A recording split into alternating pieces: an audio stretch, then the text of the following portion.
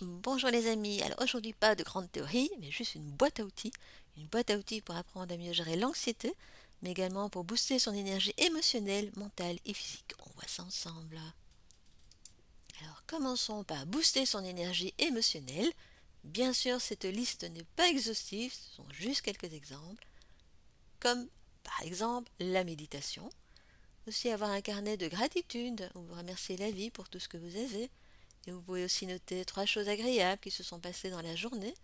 Ça vous permettra de ramener votre attention sur les choses agréables plutôt que désagréables. Faire la liste de toutes vos petites victoires, de tous ces moments difficiles que vous avez déjà surmontés et qui sont le témoin de la force que vous avez eue pour les surmonter. Faire la liste de 20 moments heureux que vous avez connus dans votre vie. Et une fois que vous avez noté tous ces moments heureux, il s'agit d'aller rechercher l'ingrédient qui fait que c'est un moment heureux. Donc si quelqu'un me dit «Ah, c'est les vacances en Grèce l'année passée, c'était un moment heureux», ok, mais qu'est-ce qui fait que c'est un moment heureux? Est-ce que parce que ce sont les vacances, ou parce que vous étiez avec des amis, ou parce que le paysage était particulièrement beau, ou parce que vous découvrez une nouvelle culture? Donc quel est l'ingrédient qui fait que c'est un moment heureux? Vous faites ça pour chaque moment heureux, le but étant de réinjecter ces ingrédients un peu plus dans votre vie. Écoutez de la musique qui donne envie de danser, en bref, constituez-vous une playlist qui déménage. Faire de la cohérence cardiaque, donc c'est une technique de respiration dont on trouve des applications sur les portables, également sur Internet. Il s'agit de respirer à un certain rythme donné par le déplacement d'une boule. Idéalement 3 fois par jour, 3 fois 5 minutes. Il y a des livres inspirants, côtoyer des personnes positives et dynamiques, s'entourer de citations inspirantes, s'entourer de beau, d'harmonie et pourquoi pas d'ordre. Ça donne l'impression d'avoir les idées plus claires. Booster son énergie physique maintenant. Déjà adopter une bonne posture, on redresse la tête tout en détendant les épaules et on y va. Travailler sa respiration, ça peut être aussi la cohérence cardiaque, mais aussi d'autres techniques de respiration, le sport, la marche, la méditation également, la danse et la musique, yoga, tai chi, etc. Donc, l'idée c'est que la régularité vaut mieux que la quantité. Donc je préfère quelqu'un qui dit moi je fais 2 fois un quart d'heure par semaine que quelqu'un qui me dit tous les 2 mois je fais 1 heure. Ça n'a pas le même impact. Rappelez-vous aussi que le mouvement appelle le mouvement et l'inertie appelle l'inertie. Alors, pour avoir une bonne énergie mentale, l'idée c'est d'apprendre à relativiser. Éventuellement, mettez un élastique à votre poignet durant quelques jours et chaque fois que vous vous surprenez à avoir des pensées négatives ou à vous faire des critiques, claquez l'élastique sur votre peau. Ça vous aidera à en faire un peu moins souvent. Et par rapport à cette voix négative qui vous titille, dites-lui ta gueule. Vous pouvez aussi vous poser la question, est-ce que cette pensée nourrit mon bien-être? Est-ce que cette pensée est utile? Je dis souvent, si vous allez dans un bar, vous prenez une boisson que vous aimez. Ne prenez pas des boissons que vous n'aimez pas. Donc l'idée est la même, c'est dans votre esprit, laissez les pensées que vous aimez et un peu moins celles que vous n'aimez pas. Vous pouvez également mettre un rappel sur votre GSM avec ces phrases-là. Est-ce que cette pensée nourrit mon bien-être? Est-ce que cette pensée est utile? Et faire des rappels pour que ces phrases apparaissent régulièrement sur votre GSM. Vous pouvez aussi creuser un petit peu plus loin en vous demandant quelle est la pire des choses qui pourrait arriver si ça arrive. Ok. Et si ça arrive, qu'est-ce que cela va engendrer de pire chez moi? Et ensuite, et ensuite, et ensuite. Donc l'idée c'est d'aller le plus loin possible dans le processus pour voir ce qui se cache derrière. C'est acheter une boîte ou un grand bocal et à chaque fois que vous angoissez à l'avance sur quelque chose, vous notez cette crainte sur un bout de papier, vous mettez ce bout de papier dans la boîte ou dans le bocal et vérifiez à la fin du mois ce qui s'est réellement passé. Est-ce que le pire a vraiment eu lieu? Souvent c'est non. On peut aussi élargir son point de vue en se demandant, par exemple, qu'est-ce que pourrait en dire un homme politique? Qu'est-ce que pourrait en dire le boucher? Que pourrait en penser un journaliste? Que pourrait en penser ma psy? Que pourrait en penser un médecin? Que pourrait en penser un prêtre? Que pourrait en penser quelqu'un qui habite au fin fond de la campagne? Donc le but c'est de vous rendre compte qu'il y a mille interprétations possibles face à un fait, face à un événement. Démarrez la journée avec cette phrase. avec cette réalité-là, d'une part que rien n'est parfait, mais aussi que la sécurité absolue n'existe pas, qu'est-ce que je peux faire de bon pour moi aujourd'hui? En effet, vous ne pouvez pas convaincre votre esprit qu'il ne va rien se passer de grave. On n'en sait rien. Évidemment, il y a peu de chances que des choses graves arrivent, mais je ne peux pas garantir à mon esprit qu'elles n'arriveront jamais. Donc c'est vraiment démarrer sa journée avec cette réalité-là, que la sécurité absolue n'existe pas. Qu'est-ce que je peux faire de bon pour moi? Rappelez-vous aussi que tout ce sur quoi vous portez votre attention grandit. Donc sur quoi avez-vous envie de porter votre attention? Sur les choses désagréables ou sur les choses agréables de la vie? Vous pouvez aussi un peu travailler sur vos croyances limitantes et sur vos peurs. Donc face aux croyances négatives que vous pouvez avoir ou vos craintes, vous pouvez vous poser les 4 questions suivantes, inspirées de Byron Katie. D'abord, en quoi ai-je la preuve absolue que c'est vrai ou qu'il en sera toujours ainsi? Donc si je pense que je suis incapable de faire quelque chose, donc, en quoi j'ai la preuve absolue que c'est vrai ou qu'il en sera toujours ainsi? Si c'est une peur, est-ce que je suis réellement en danger là maintenant et qu'est-ce qui me le prouve? Ensuite, quand vous pensez comme cela, comment vous sentez, comment vous vous comportez?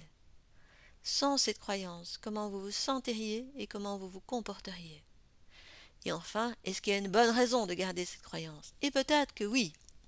Quelqu'un qui croit qu'à cause de quelques kilos en trop, il ne pourra pas être aimé, peut-être en fait que cette croyance le protège de l'amour même, parce qu'il y a une peur d'aimer ou peur d'être rejeté.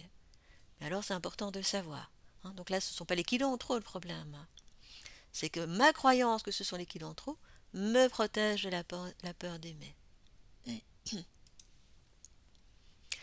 Alors un autre petit exercice, vous pouvez reprendre une dizaine de vos croyances négatives, noter ces 10 pensées négatives, ou les répéter à voix haute, telles quelles. Ensuite, vous transformez ces phrases en commençant par « et si » et à partir de là, la formulation doit être positive. Donc si la phrase négative c'était « je suis incapable de réussir quoi que ce soit » ou « de toute façon c'est foutu », ça devient alors « et si j'étais capable de réussir quelque chose ?» Et si c'était réalisable? Et vous répétez les 10 « et si » à voix haute aussi. Même chose ensuite en commençant par « j'ai envie » de réussir quelque chose, j'ai envie que ça soit réalisable. Faites la même chose avec toutes les phrases. Ensuite avec « je choisis de réussir, je choisis que ce soit réalisable ». Et enfin, vous terminez avec « j'ai de plus en plus facile ». J'ai de plus en plus facile à réussir quelque chose, j'ai de plus en plus facile à rendre les choses réalisables.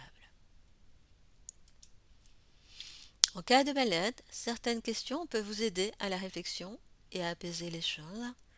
D'abord, qu'est-ce qui se joue dans votre mal-être?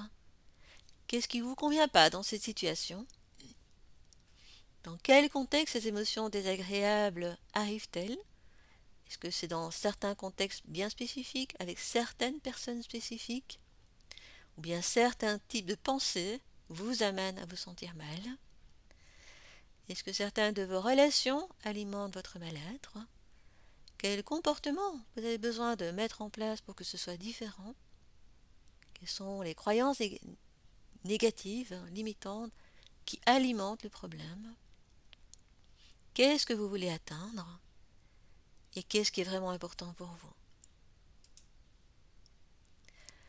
Alors il s'agit de voir, parce que parfois on rate alors qu'on croit vraiment désirer quelque chose, et on se dit, oui, pourquoi j'ai raté alors que je le désirais si fort?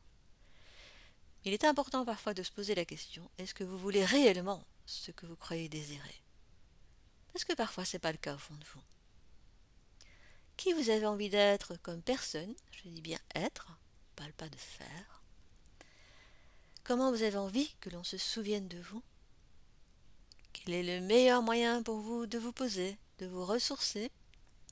Et quelle action vous pouvez mettre en place pour introduire ce temps de pause dans votre agenda? Enfin, qu'est-ce que vous pouvez apprendre de cette situation et comment cette situation peut vous aider à grandir? Un exercice intéressant aussi, c'est un carnet que vous pouvez également tenir et où vous notez tout ce qui est énergétivore, énergétiphile. Je ne suis pas sûre qu'énergétiphile soit dans le dictionnaire, mais on va se comprendre. Donc chaque soir, notez quelles sont les activités, les personnes, les choses, les pensées qui ont boosté votre énergie, et inversement, les activités, personnes, choses ou pensées qui ont bouffé votre énergie.